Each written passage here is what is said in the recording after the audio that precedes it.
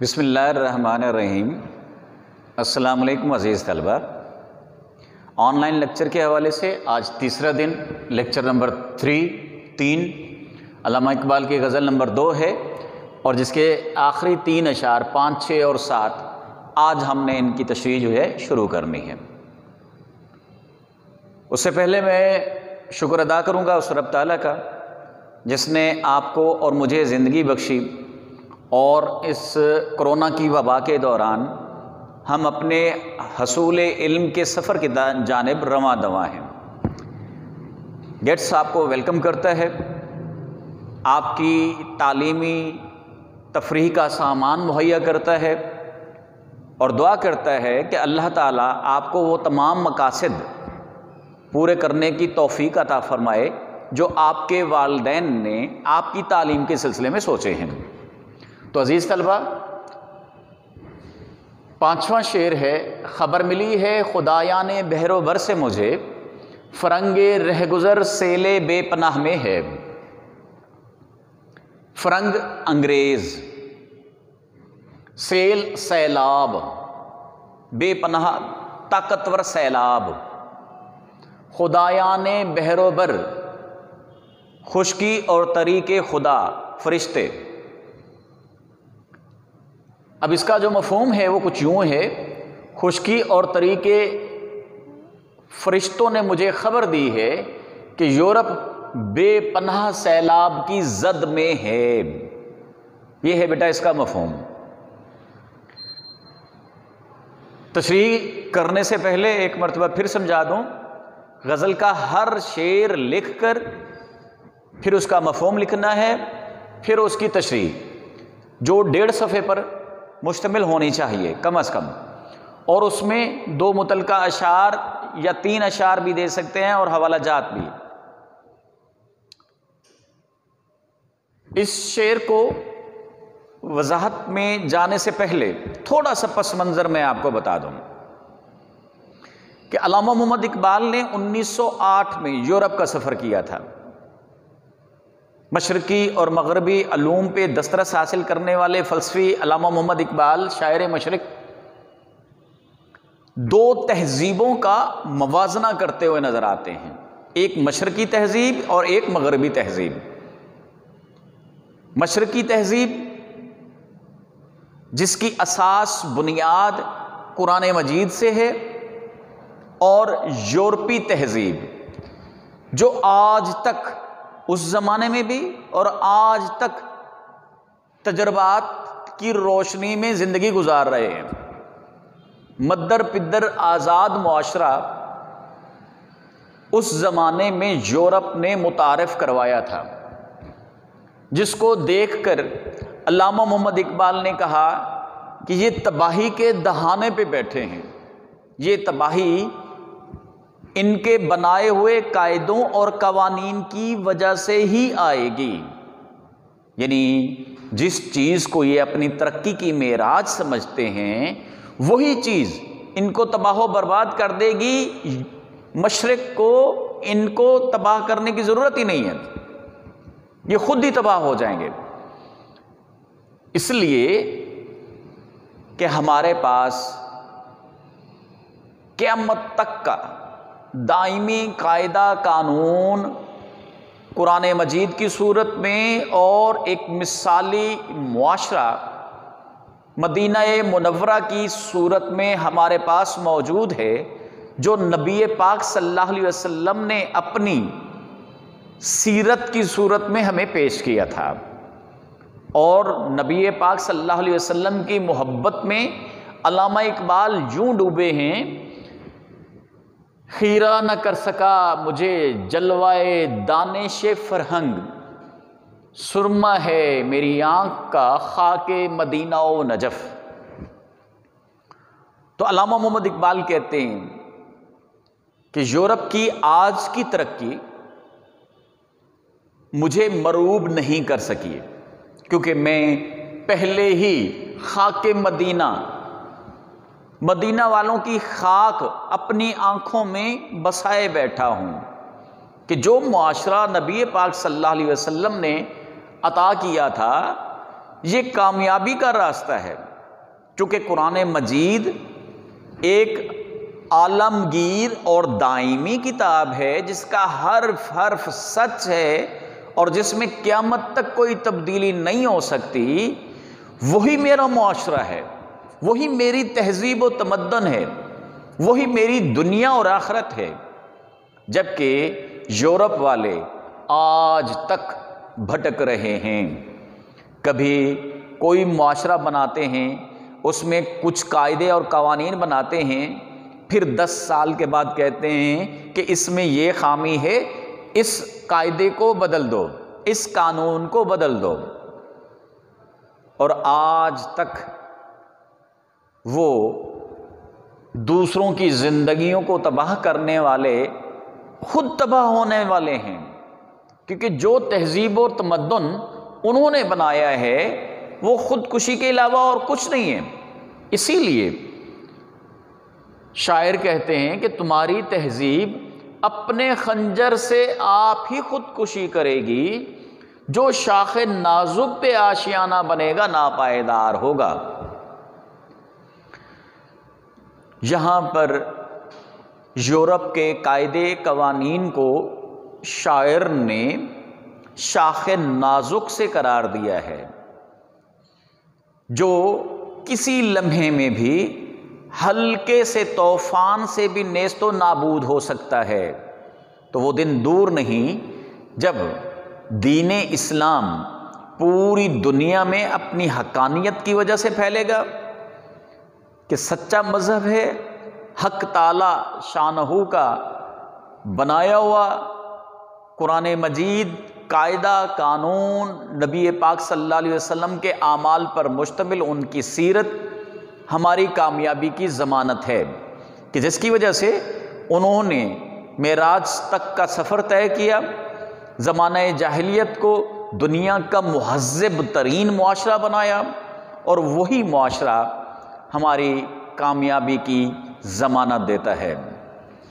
عزیز طلبہ، اس کے بعد جو ہمارا شعر ہے، تلاش اس کی فضاؤں میں کر نصیب اپنا، جہان تازہ میری آہ صبح گاہ میں ہے، آہ صبح گاہ۔ عزیز طلبہ، ہمارا دوسرا جو شعر ہے، تلاش اس کی فضاؤں میں کر نصیب اپنا، جہان تازہ میری آہ صبح گاہ میں ہے۔ آہ صبح گاہ، صبح کے وقت اللہ کے حضور گڑ گڑانا، گریہ زاری کرنا، رونا۔ جہان تازہ، نیا جہان، نئی دنیا، اور کوئی لفظ مشکل نہیں ہے۔ تو اس کا جو مفہوم ہے، میری صبح کی فریاد میں ایک نیا جہان آباد ہے، اس لیے اے مسلمان تو بھی اس فضاؤں میں اپنا رزق تلاش کر۔ مفہوم کے بعد باری آتی ہے تشریح کی۔ حسب معمول غزل کے ہر شعر کی تشریح ایک اور آدھے صفحے پہ 1.5 پیج پہ آپ نے اس کی تشریح کرنی ہے، جس میں کم از کم 2 متعلقہ اشعار، 3 بھی دے سکتے ہیں، حوالہ جات بھی 1 آدھ دے سکتے ہیں۔ تو علامہ محمد اقبال کہتے ہیں کہ اے مسلمان، اللہ تعالیٰ نے تجھے بے پناہ صلاحیتوں سے نوازا ہے، تو اس خالق کی بہترین تخلیق ہے، تمام مخلوقات میں سے صرف تجھے ہی مسجود ملائک ہونے کا شرف حاصل ہے۔ تو اتنا بڑا مقام اور مرتبہ کہ جو ملائکہ سے سجدے کروا کے آیا ہو، جو اللہ کا نائب اور خلیفہ ہو، وہ اپنے رزق کی خاطر پستی میں، ذلت میں گر جائے، یہ منظور نہیں ہے۔ وہ رزق جس کا اللہ رب العزت نے وعدہ کیا ہے کہ زندگی، موت، رزق میرے قبضے میں ہے، اور جس کا جتنا زندگی لکھ دی گئی ہے وہ اتنی ہی جیے گا، نہ ایک لمحہ کم، نہ ایک لمحہ زیادہ۔ اسی طرح جس کا جتنا رزق لکھ دیا گیا ہے، اس میں سے ایک دھیلا، ایک پیسہ، نہ کم نہ زیادہ۔ تو میرے رب کا وعدہ ہے اپنی مخلوق کے ساتھ کہ اس کے سلسلے میں پریشان ہونے کی ضرورت تمہیں نہیں ہے۔ تو وہ رزق جو ہمیں ہر حال میں ملنا ہے، جس طرح موت بندے کو ڈھونڈتی ہے، اسی طرح رزق بھی بندے کو ڈھونڈتا ہوا اس کے پیچھے پیچھے پھرتا ہے۔ تو اس کے لیے وہم کرنا، اندیشے پالنا، پریشان ہو جانا کہ میرا رزق مجھے نہ ملا تو میں مر جاؤں گا، اس لیے کیوں نہ سارا سمیٹ لوں، سارا اکٹھا کر لوں، کسی کی حق تلفی کر کے، کسی کی زمین غصب کر کے، کسی سے رشوت لے کر، کسی کی گردن کاٹ کر۔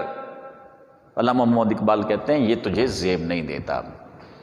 اگر تو ایک نیا جہان تخلیق کرنا چاہتا ہے تو پھر میری طرح تہجد کے وقت، صبح کے وقت اٹھ کر اللہ رب العزت کے سامنے رو رو کر، گڑ گڑا کر اپنی کامیابیوں کے لیے، اپنے رزق کے لیے دعا مانگو، اپنے نصیب کی بہتری کے لیے دعا مانگو، وہ تمہیں دے گا۔ کیونکہ تہجد کا وقت اللہ رب العزت کے ہاں وہ سب سے بہترین وقت ہے جب قبولیت کے سارے در کھلے ہوئے ہوتے ہیں اور ایک ہاتف، ایک فرشتے کی ڈیوٹی لگی ہوئی ہوتی ہے، زمین سے لے کر آسمان تک ندا لگاتا رہے کہ ہے کوئی اور لینے والا۔ تو مسلمان اس رب کو چھوڑ کے جس نے سب کچھ دینا ہے، کسی غیر کے آگے سر جھکا دے، اس کے آگے ہاتھ پھیلا دے، کسی کی گردن کاٹ کے پیسہ اکٹھا کر لے، کسی کا حق غصب کر کے اکٹھا کر لے، یہ مسلمان کو زیب نہیں دیتا۔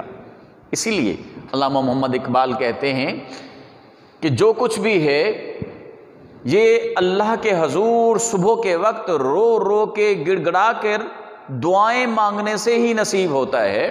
جس طرح عطار ہو، رومی ہو، رازی ہو، غزالی ہو، کچھ ہاتھ نہیں آتا بے آہ سحرگائی، یعنی ان چار شخصیات نے اتنا بڑا مقام حاصل کیا کہ 1000 سال گزر جانے کے باوجود آج بھی زندہ ہیں اور پڑھائے جا رہے ہیں۔ تو یہ مقام اور مرتبہ آپ بھی حاصل کر سکتے ہیں۔ کیسے؟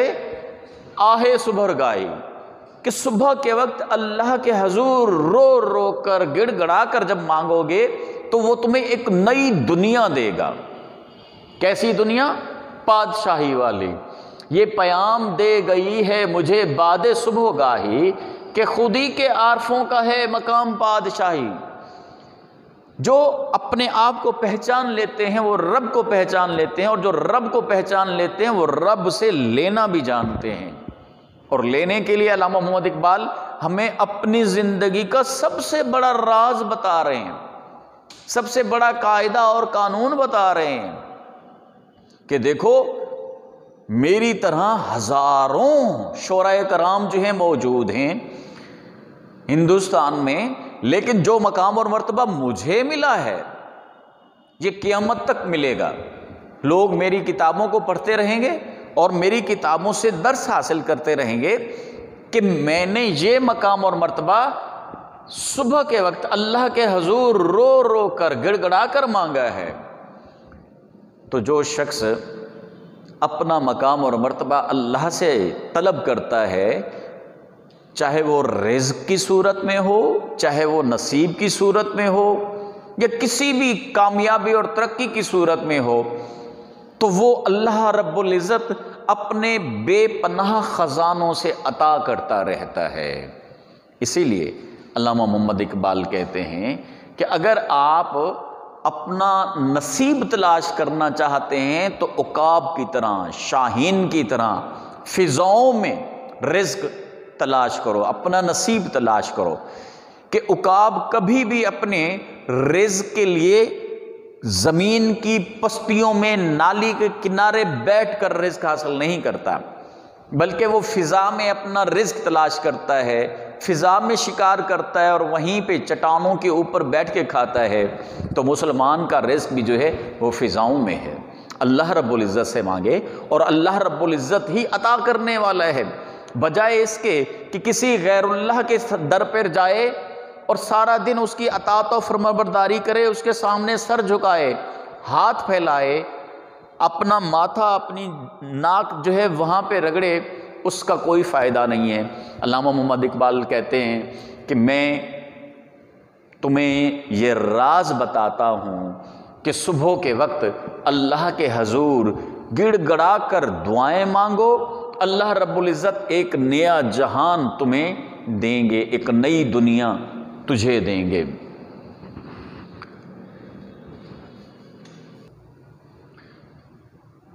ساتواں شعر بیٹے ہمارے اس غزل کا آخری شعر، جو اس طرح سے ہے: میرے کدو کو غنیمت سمجھ کے بادائے ناب، نہ مدرسے میں ہے باقی نہ خانقاہ میں ہے۔ خانقاہ مزار، بادائے ناب شراب کا پیمانہ، کدو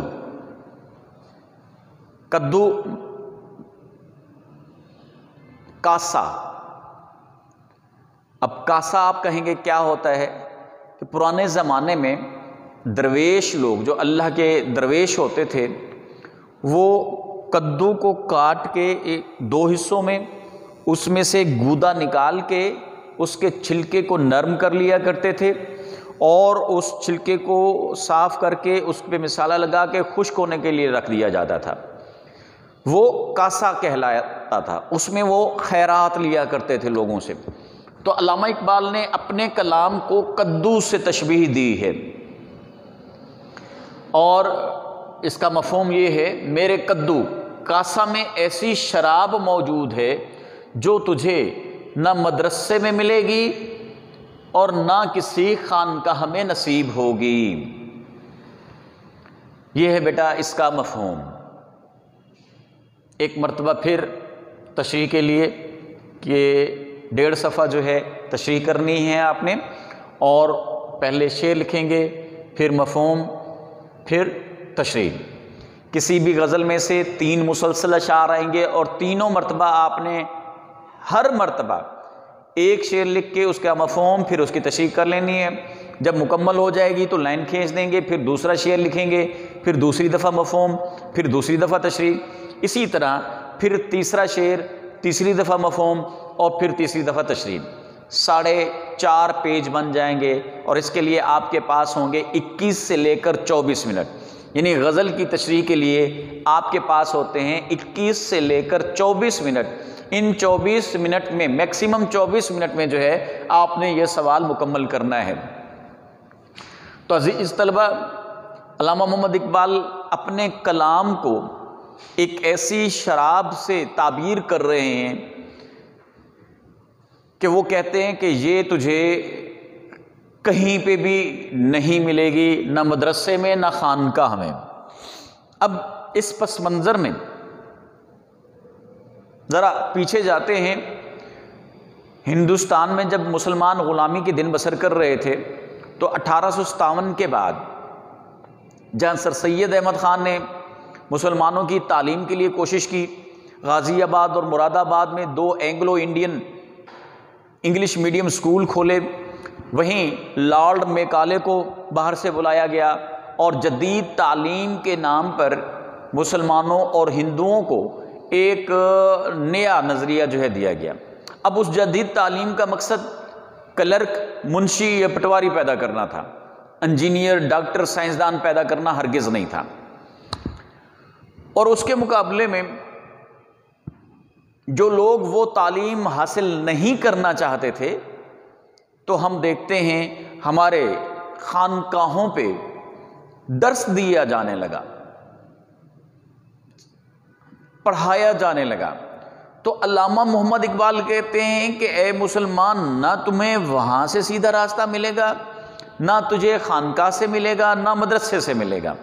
یعنی عصر حاضر میں جو تعلیم تمہیں دی جا رہی ہے یہ بھٹکانے کے لیے ہے، تجھے پریشان کرنے کے لیے ہے، جبکہ جو میرا کلام ہے، اور میں نے اپنے کلام میں مشرقی علوم اور مغربی علوم دونوں سے استفادہ کر کے، اور قرآن مجید کی چھلنی میں سے چھان کر ایک دیوان منتخب کیا تمہارے لیے، دیوان اقبال یا کلیات اقبال، تو تم اس کلیات اقبال سے استفادہ حاصل کر سکتے ہو، اپنے لیے زندگی میں کامیابی کی راہیں خود متعین کر سکتے ہو، اس کے لیے تجھے بھٹکنے کی ضرورت نہیں ہے۔ اٹھا میں مدرسہ و خانقاہ سے نم ناک، نہ زندگی نہ محبت نہ معرفت نہ نگاہ۔ یعنی کہ یہ کیسا نظام تعلیم ہے جس میں زندگی کی کامیابی کی کوئی بشارت نہیں ہے، جس میں محبت انسانوں کی دلوں میں بسنے کے لیے جو سکھائی جانی چاہیے تھی وہ مفقود نظر آتی ہے، نہ معرفت الہی نظر آتی ہے اور نہ ہی نگاہ کلندر کا طور طریقہ نظر آتا ہے۔ علامہ محمد اقبال کہتے ہیں کہ یہ ساری چیزیں تمہیں میرے کلام میں ملیں گی، میرے کلام سے استفادہ حاصل کرو۔ میں نے اپنی زندگی کے شب و روز سے جو کچھ سیکھا اس کو ایک کلام میں، کتاب میں بند کر دیا۔ لہٰذا اے مسلمان، اگر تم دنیا میں اور آخرت میں کامیابی چاہتے ہو اسماعیل علیہ السلام کی طرح،